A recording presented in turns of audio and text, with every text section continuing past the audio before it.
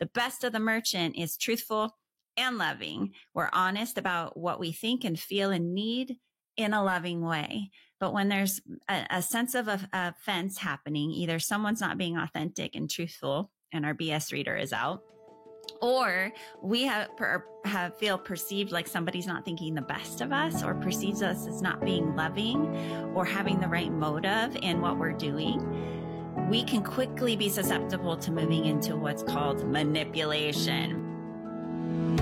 Welcome to the Living Wholehearted podcast, helping leaders live with integrity.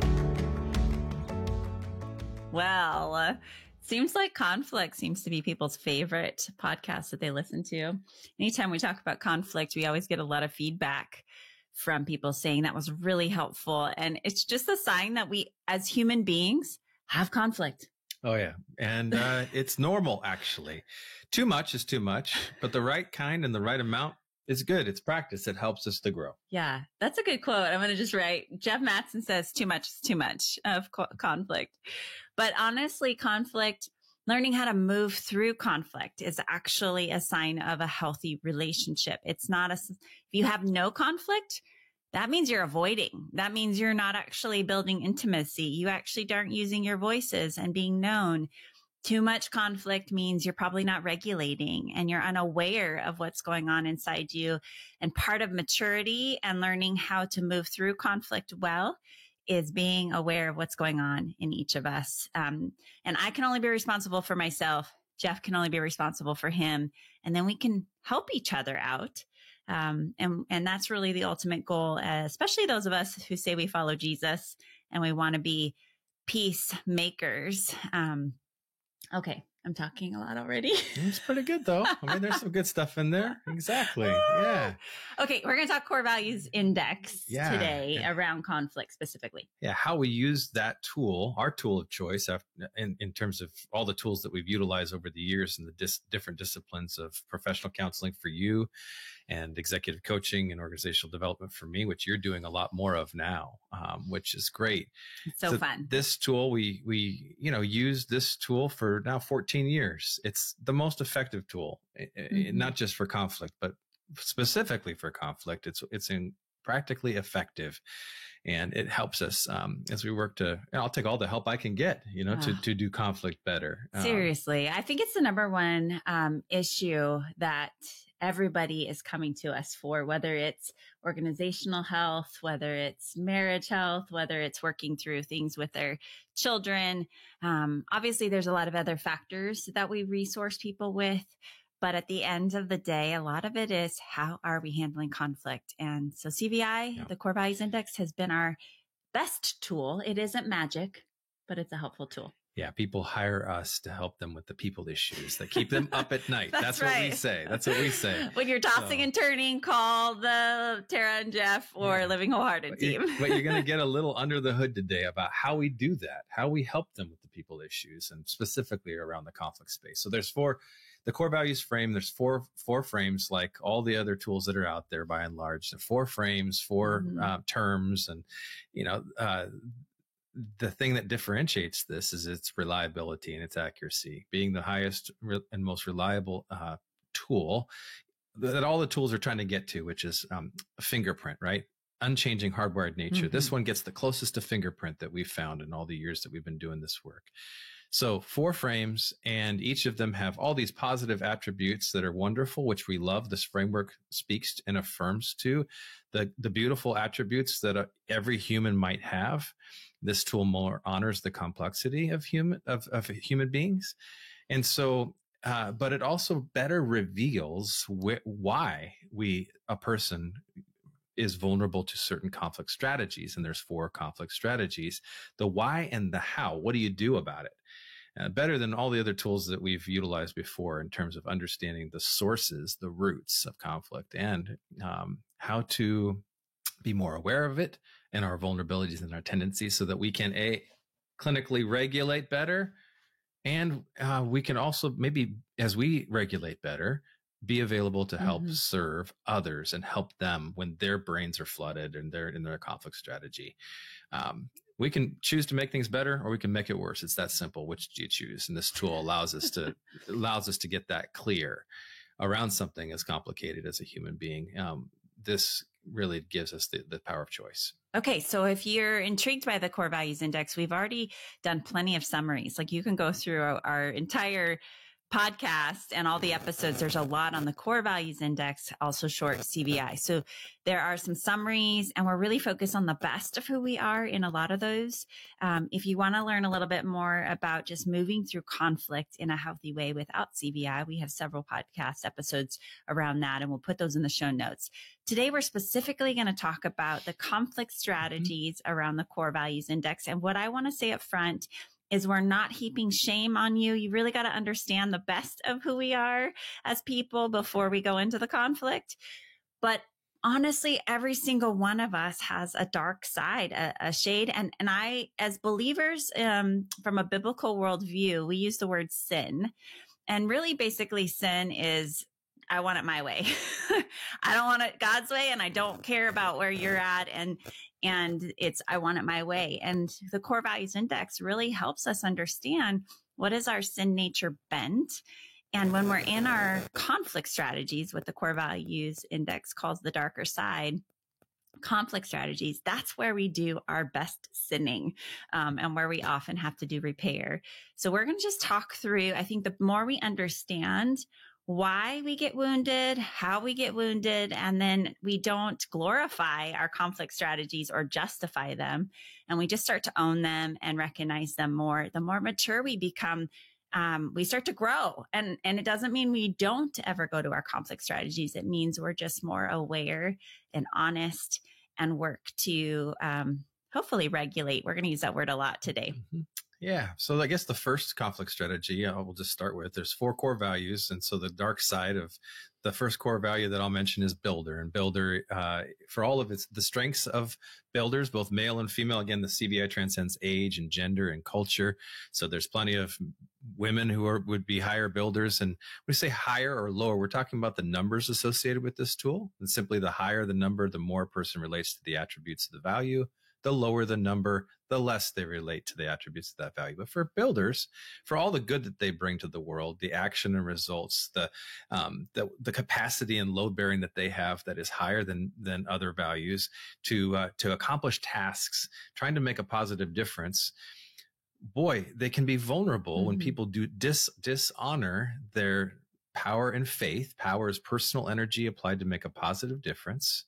The definitions of these words are really important. And faith is that I know what to do, or I will know what to do. Builders have that innate inside of them. And when either of those things are being dishonored, whether perceived by the builder is that somebody's dishonoring that, telling them what they can and can't do, questioning why they're doing what they're doing in a belittling way, or it actually is really happening in that way, not just perception, the builder would be vulnerable to quickly use intimidation, a form of intimidation to get their needs met as being perceived as the powerful one, the one that knows what they're doing, the one that can accomplish what they've set out to start. And everything happens in the best of the builder quickly and with sort of intensity. Yeah. And so everything, of course, then in conflict, when that builder is going to use intimidation to get their needs met, happens intensely and quickly as well. Okay, so let's just talk about the builders for a little bit. One of the vulnerabilities is the strength of builders is clarity. They bring clarity to the world. But when they start to move into their conflict strategies, feeling dishonored, then there's a temptation to make things all or nothing. You are bad. You are wrong. There is a right or a wrong. And the more intense that becomes for a builder, it's a warning sign to say you're moving towards intimidation. Yeah. The ultimate goal is there's interference, there's running interference into what the actions and results that they're trying to get. And so they're like, get out of the way so I can get what I need to get done. Yeah. That interference, I like to think of it as a blocked goal. I mean, and that was clear. Good job. That's what it feels like to a builder. I'm wired as a builder is my second core value. And yeah, it immediately feels like a blocked goal and tunnel vision, like a builder in the best of who they are has tunnel vision on something that they're trying to knock out. for all the right reasons. But as soon as that interruption takes place, and it can be felt that way if the builder is not careful to slow down and to kind of interpret things more accurately, it can immediately be perceived as a blocked goal. Like, you're impeding my ability to get this action and results. I don't have time for this. I don't want to do this. I don't want to explain myself. And we lose perspective. The builders can lose perspective in that moment. And then again, when the motive has changed, and that's the secret sauce in the CBI conflict strategy, is motive. Yeah. When the motive changes from the builder giving the best of who they are to whomever and whatever they're doing, to now self-protecting or other, or removing this barrier that is this person that's just interrupted me. When we begin to change that motive from the pure side to objectifying people or situations, and that in an unhealthy way, we are intimidating, and it's going to be quick. It's going to be to the point, because everything that's good about builders when they communicate is to the point and direct. It just, the motive changes, and it changes the net result. And so that intimidation is loud, it's body posture, it's face. It's really, I'm done with you. And so it's fast, and it can feel really powerful, especially if you're a lower builder, the number's lower for you. You're probably thinking that's really bad. If you're a higher builder, you're like, what's wrong with that? Usually our core values, we tend to think our conflict strategies aren't as bad until we start to become more honest about the impact it has on the people we say we love the most and the people we are trying to earn trust with. And so builders, in their intimidation, is everything's really fast. And I loved how you said earlier, Jeff, you said we've got to slow down. And that is going to be one of the key indicators for a builder, is to slow down and to be able to shift into another core value. And we'll talk about that in a bit. But that idea of going too fast and tunnel vision and really doing a lot of wreckage really fast. So it means having to come back and do a lot of repair on the other side if we do go into our intimidation. You made a great point, and that is that if you have two builders that are working together, they have no issues with directness and to the point, and just they're not taking anything personally. They're just in the best of who they are, right? But if you have a high builder, as you said, and you have another person who's a lower builder, they may already be intimidated just by the builder's intensity, just by the builder's way of doing things and their brevity and their directness. And builders are the second most misunderstood of the core values community because of that in so many ways. Now, again, motive is everything. So when the motive is right for the builder, they're using their energy to make a positive difference. But we can misunderstand builders in the best of who they are for what I just mentioned. But we're talking about the worst of the builders. Yeah. So we're not talking, we don't have time to talk about the best. So go listen to some of those other core values podcasts. But I want to be able to talk a little bit about the merchant, the innovator, and the banker in a little more depth today. And then we'll come back with a second episode and kind of say, what do you do about this? But the goal here today is to think about awareness and recognizing that all the conflict strategies are not good. Yeah, they're all going to be our best sinning and our best harm. And so let's talk about the merchant. And the merchants, in true nature, their values are love and truth. Yeah. And so you'll see that in the best of who they are. They're the best people connectors. They're highly relational. They're highly emotionally intelligent and connected at the best of who they are.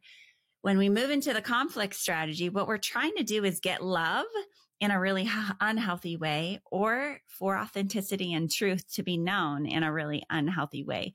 The best of the merchant is truthful and loving. We're honest about what we think and feel and need in a loving way. But when there's a sense of offense happening, either someone's not being authentic and truthful and our BS reader is out, or we feel perceived like somebody's not thinking the best of us, or perceives us as not being loving or having the right motive in what we're doing, we can quickly be susceptible to moving into what's called manipulation. And because merchants, in the best of who they are, love variety, so similar to the builders' intense, they're fast in the best of who they are. They're also fast in their conflict strategy. The merchant, they love variety. So that means their manipulations come in a wide variety pretty creative of ways. And they're very creative. And honestly, the worst of the merchant conflict strategy is kind of the sleazy car salesman idea, not the great car salesman. Those of you who are car salesmen and do it with ethics and truth and honesty, love you, respect. But the sleazy one who's gonna, exaggerate, who's gonna not be fully honest, omission. I'm not gonna tell you fully what the truth is, and I'm trying to keep the relationship intact. I want you to keep liking me. I don't want to cause harm. There's that ill motive. Yeah, the best of the merchant brings harmony and restoration to relationships, but we also fear the breakdown of relationships. And when we're using manipulative tactics to keep a relationship intact, it's not a relationship. You're controlling. It's image keeping. Yeah, it's image keeping or it's controlling. The other side of the manipulation can be truth without love. You want the truth, you can't handle the truth. And I'm going to now use what merchants are really good at in communication and using their words. They are some of the best encouragers with their words, and because they can see people really well. They can also be the best verbal attackers and use those same words to really tear down and make you feel the hurt that I feel. That's really the ultimate goal of that manipulator, is to say, I hurt, I want you to hurt. And if you hurt, then we'll all be, feeling better. But in the worst of ourselves as merchants, we have to slow down and really give time, because a merchant really feels things with intensity. It might not come out with intensity, but they feel it internally. So when something's not right in a relationship, we have to slow down and be careful not to move into manipulation, but to stay in truth and love. And so what else do you want to add to the manipulation piece before we shift?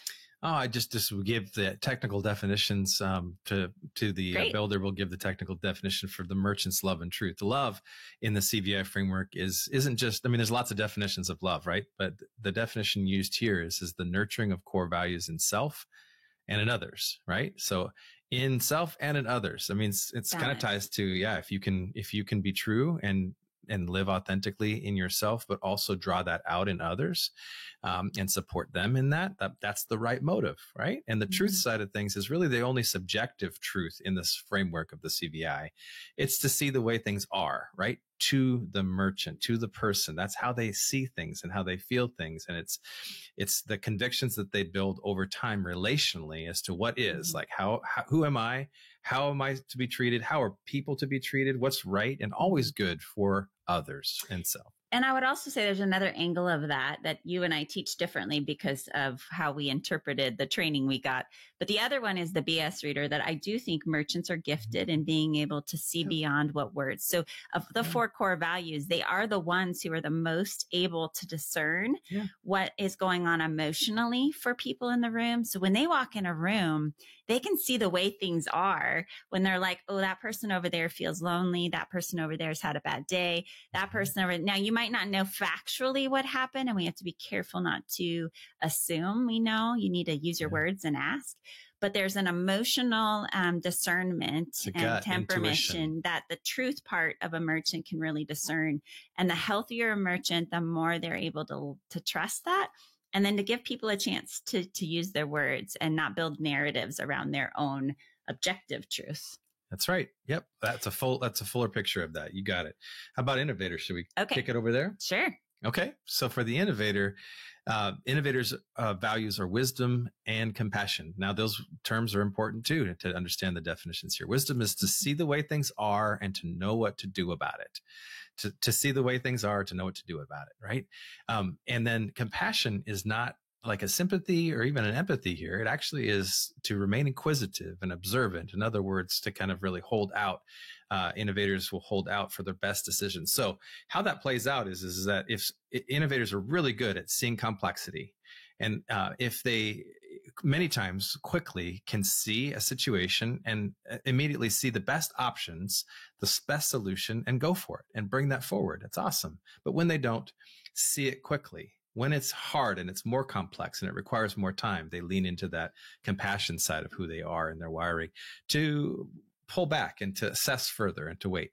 So their conflict strategy, what innovators are most vulnerable to is when wisdom is not being honored And here's a practical example of that. When they're being pushed into a decision before they would think it'd be wise to make that decision, they need more information or more time to assess, or they flat out know that and have thought through the action that's about to be taken and know that it's going to fail. That makes an innovator vulnerable to use interrogation to get their core value need met, where motive changed. There it is again. It changes from wanting to give wisdom to people around them and act in wisdom as a resource that they have within inside of them, to now self-protecting. Now, I'm going to be the wise one here. I'm not going to be the fool in this situation. And that when an innovator's motive changes in that way, now they're going to self-protect or attack others through the vehicle of their conflict strategy, which is interrogation. Interrogation is pretty creative too. Like merchants, they got lots of options to pull from. When the motive is to self-protect or to get others to stop. So stop action before it would be wise, or to not act in a lack of wisdom, in a foolish way. Interrogation can be through use of words, to posture one's wisdom over another's. In compassion, when an innovator has dropped wisdom and they're just leaning into the compassion side of things, that's not really good. What's happening there is that they're going to try to use interrogation to stop anything from happening. And that might be as simple as asking 20 clarifying questions to somebody who, it's kind of annoying that they have to do this in their own mind, but if that's what it takes to slow this person down or to stop this process from going forward until they see my wisdom, then that's what I'm going to do. Yeah. Those would be some ideas. The other side of that is actually for a more internal interrogation. It's less outward and it's more internal. So innovators ask themselves a lot of questions just by nature. We think globally and contextually. One simple question has a lot of more questions coming back at you going, okay, well, what did you mean by that? And what about this? And the context is really important. And so the greatest fear for an innovator is to feel foolish or to make a foolish decision. So that interrogation can go toward ourselves. Yeah. And it can actually be less about the other people and more about, I made a foolish decision, or I'm fearful of making a foolish decision.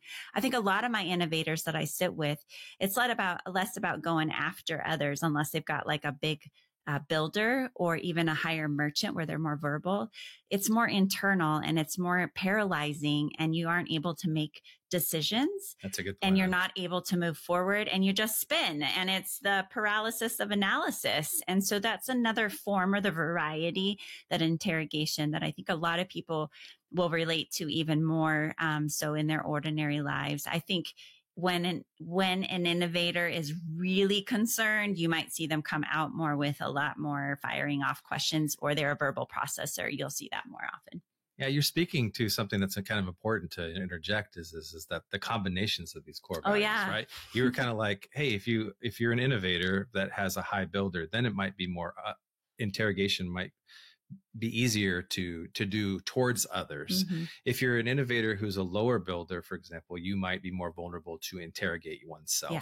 So yeah, in the CVI, a person has some of all four of these values, and the numbers are everything. That expresses the nuance that we're talking about, that most honors the complexity of a human. So our combinations, I'm a merchant builder. That's my first and second. My innovator is sort of in the median range is my third. And I've got a smaller banker. And the higher the number, the more I relate to the attributes, the value, the lower the number, the less. So yeah, these combinations are kind of key to the nuance. Key. And I think just I'm a merchant innovator, and as a higher innovator, I actually will question myself first before I question others. Jeff's probably the only one as my husband. And so you might even think about, the more you're involved in a relationship and the more interactions, the more overt some of your conflict strategies become. They're a little more covert when we're in our work environments or in our friendships that maybe we don't have a lot of interactions with. So our daily interactions are going to show us our best and worst conflict strategies. And it's part of helping us grow. And it's not meant to be a shaming thing, but more about information. What is going on inside of me and why I'm being wounded? So the bankers are our last core value we're going to talk about here, and then we'll kind of tie this up for today. Our bankers are knowledge and justice people. They really care about the facts and the why of things and how things happen. Information is one of their greatest contributions. that they give to the community, and they are collectors of information, facts and details. They're in the weeds. We call them the detailed people. And the justice is wanting to make sure that all resources are available with equity to the entire community. So they're really thinking about fairness, and they're making sure that the resources are available to everybody. So merchants care about everyone feeling well. Bankers make sure everybody has what they need. That's right. And so when they get hurt or offended, it's usually something about their facts or the details aren't being valued, or there's inaccuracy. Maybe they worked really hard on a bunch of like weeks in the weeds and gathering detail and research. And then that just gets tossed out in a meeting or in a decision to buy a car as a couple. I mean, there's a lot of pieces and places where a banker can get hurt, or when there's inequity or and things aren't fair. You'll see that especially with little bankers, our 2, 3, 5-year-olds. They really care about fairness and making sure that their sibling has what they need, and they get really frustrated quickly when there's injustice there. As our seasoned adults also care about these things. Yeah, we throw adult temper tantrums. So the conflict strategy looks like aloof judgment. Yeah. So bankers are cognitive people. They hold everything up in their heads. They're less emotional. They do have emotions, but in how they process things, it's more like a computer database where there's just a lot of information. And so those bullet points that we're building in terms of information and data and facts now get flipped, and they are going to be used against you in the court of law. If you are a banker, you are probably laughing right now because you're like, oh yeah, I don't forget anything. And unfortunately, when there's conflict, that banker is going to pull out that long list of records of wrong at that point. And you often are proven guilty before you ever get a jury or a chance to explain, because once a banker has moved to aloof judgment, they're going to pull away, they're going to withdraw, and they're not going to give you any more of their information or their resources. They're now going to leave you to figure things out on your own, and they become pretty critical at that point. Yeah, they've got an accurate memory of detail and can hold it. They can defend their decision to pull away. They may not even tell you, but it all will be in here. Now, they may tell you if the violation is egregious, right? Whether in a moment, it's so egregious, the violation of knowledge and justice, that the banker kind of explodes. And they're like, and they have the reasons, and they're presenting it. And it's like kind of out of the blue, because they don't do that very often. They don't explode. But it also can be they are among the most long suffering in taking it, kind of the violation of knowledge and justice over and over again. They are the most misunderstood of the core values community. I mentioned earlier that builders are the second most, but the bankers are the most misunderstood. And I think it's important to note this as it ties to their conflict strategy. They're slower to process. Slower doesn't mean bad. It doesn't mean not smart. No, it just means slower because there's more details for bankers to process. So they value the details.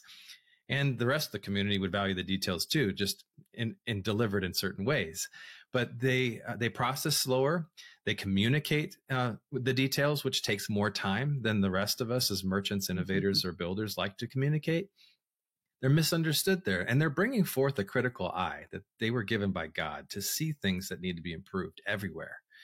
And they, in many cases, want those things to be improved for everyone, not just for them, for everyone. They want to make sure that people have what they need. How do the rest of us interpret that? We interpret that oftentimes as negativity. And in doing so, we totally misread the bankers in our lives when their motives are right to bring knowledge and justice forward.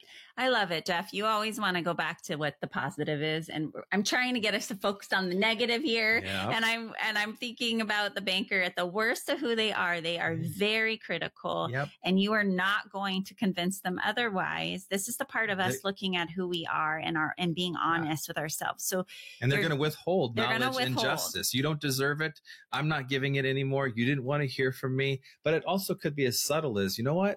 Usually it starts at the subtle end. It does start subtle. I just don't want to talk anymore. It's just not worth my time. People don't want to hear me on this team or in this family or in this marriage. And so they just are like, it's not worth it. And they don't want to take the time. Yeah. Or they pull away and they go by themselves. It's always a withdrawal. Yeah. So the piece that we're trying to get to, it's not because we're saying, oh gosh, this is the end and you stay here and you just recognize your conflict strategy, the first step is to say, what are my go-tos? Not, oh, that's my spouse's go-to, or, oh, that's what my child does.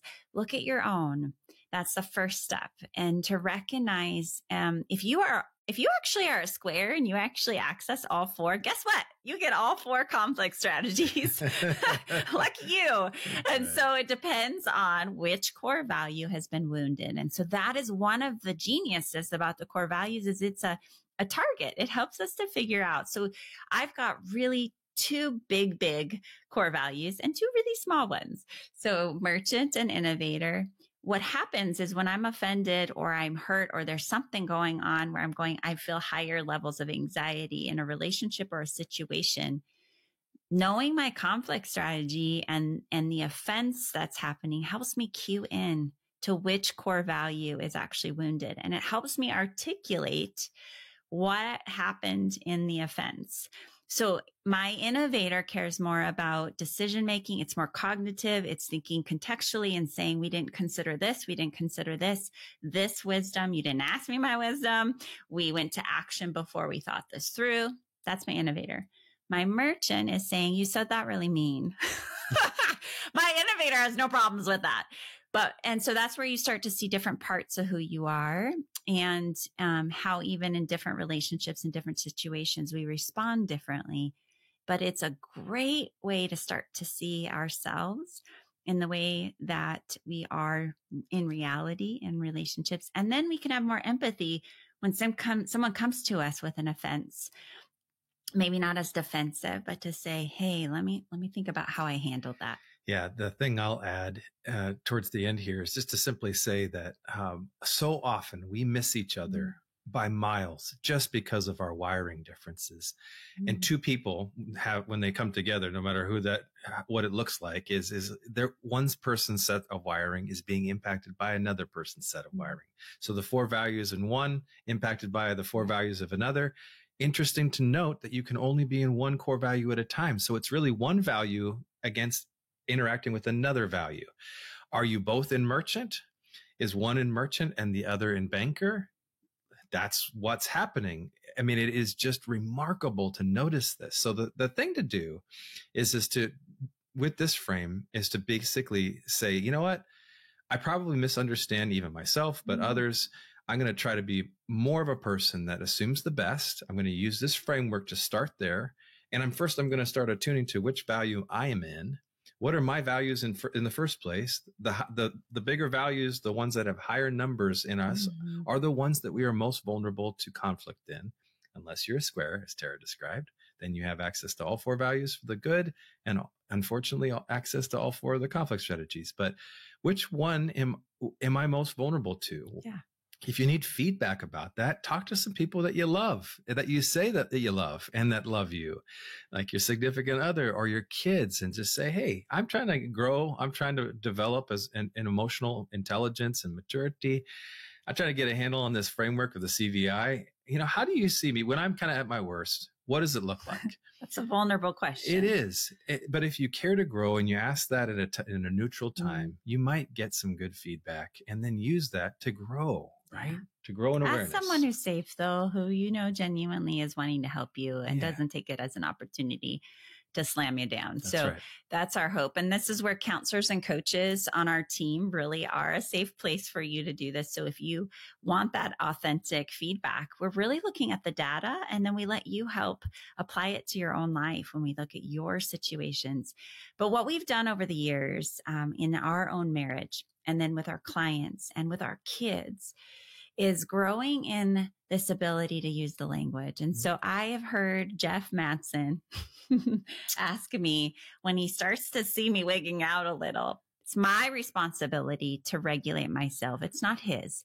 However, he has been able to help me by saying, I'm noticing something shifting in you. Is it because I'm not hearing your wisdom? Do we need to slow down? Am I going too fast? And that's the constant roadmap that we figured out with his merchant builder and my merchant innovator. Is his builder, he just needs a vision and then he's ready to run. And he has often even been able to avoid getting triggered by me by saying things very clearly, like, I just need the outcome. I do not need all the whys and the bees to why you came up with this decision. And that cues me in to go, oh, okay, he's not in a space where he wants to hear all of the story around why I made the decision I did. So learning language like this, taking less offense up at the front, really helps with conflict. Now, when we have offended one another, that's what we'll talk about in our next episode. How do we do repair with each of these core values? How do we regulate ourselves a little bit more? But today we just wanted to give you a dose of understanding maybe what each of these conflict strategies look like, feel like, and just start observing yourself. If you have not taken the core values index yet and aren't sure what your numbers are, Jeff's going to tell you how to do that. Yeah, you can go to our website, livingwholehearted.com. There's a link to take the Core Values Index. You can take it for free. It's going to give you a limited report, which will just reveal your top 2 core values and no numbers associated, but you can also then immediately upgrade it.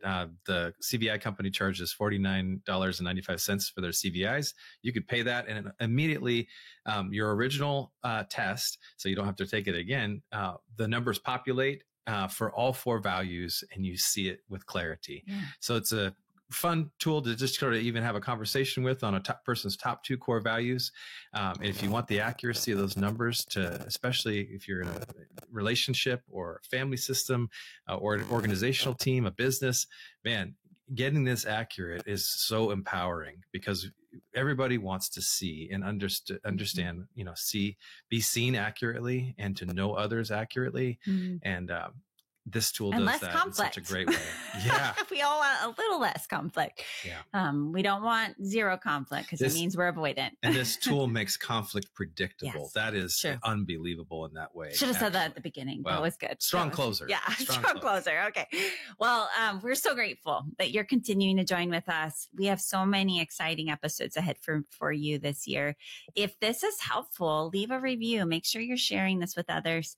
Core Values is a vehicle that we use in our practice and our executive coaching or development and leader development and our professional counseling with more the personal relationships that you're working through. At any point, anyone on our team can help you with this, but we are excited to have you along this journey with us, continuing to shrink the integrity gap between what we preach and how we live. And the CVI is a tool for that. And I love when I read in the scriptures about how to bring harmony. At best, you can be at peace with one another. CVI is a practical way to do that. Right. It's a practical way to love others as you love yourself. It's a practical way to love others as God has loved us. And it is not a magic wand, but it definitely is a great resource. And we're happy to keep bringing this to you. So stick with us. We'll unpack the next round of conflict with CVI soon. Well, did you know that we're not just podcasters? One of the best ways to connect with Tara and I and our whole team at Living Wholehearted is our website, livingwholehearted.com.